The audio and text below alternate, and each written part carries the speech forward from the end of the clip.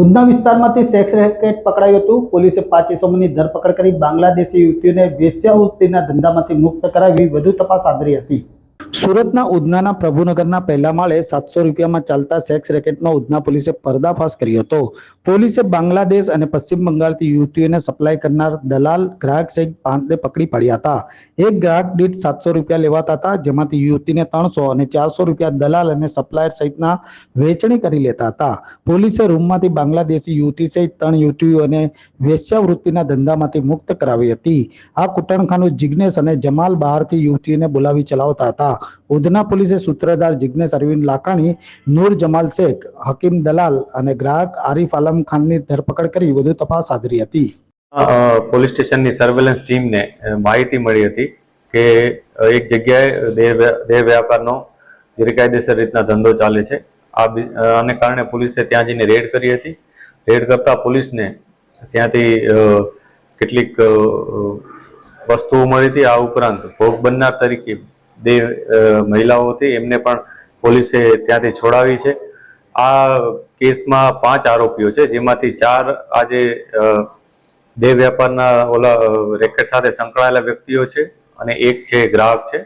એમાં 4 માંથી એકનું નામ જિગ્નેશ લાખાણી, એક આરિફ ખાન, એકનું નામ સકોર એનામુલ્લાર અને એકનું નામ અખ્તરાઉદ્દીન મોલ્લા કરીને છે। આ 5 વ્યક્તિઓ આ ગુનામાં સંડોવાયેલા છે। પોલીસે આ લોકોની ધરપકડ કરી છે અને આગળની કાર્યવાહી શરૂ કરેલ છે।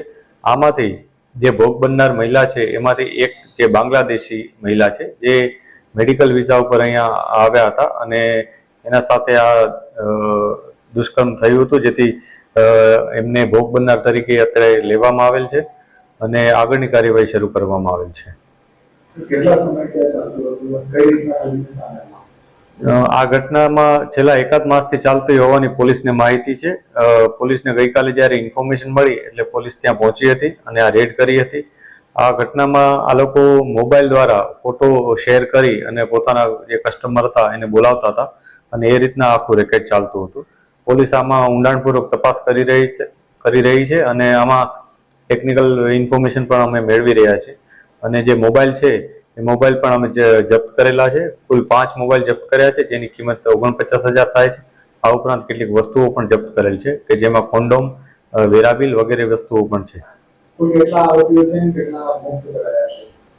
આમાં 5 આરોપીઓ કુલ છે કે જેમાંથી 4 દેહ વ્યાપારના આ લોકોના રેકેટ સાથે સંકળાયેલા લોકો છે અને એક ગ્રાહક છે, જ્યારે બાકીના 2 છે એ ભોગ બનનાર મહિલાઓ છે। એમને અમે આ સમગ્ર રેકેટમાંથી બચાવેલ છે અને આગળની કાર્યવાહી શરૂ કરવામાં આવી છે। સર, બીજી મહિલા છે કોણ છે? અત્યારે જે બીજી મહિલા છે એ ત્યાંના અહીંના જ સુરતના જ રહેવાસી છે, પરંતુ એ ખરેખર અહીંયા ક્યાંથી આવ્યા છે, કઈ રીતના અહીંયા રહે છે, એ તમામ ઇન્ફોર્મેશન અમે વેરીફાઈ કરી રહ્યા છીએ।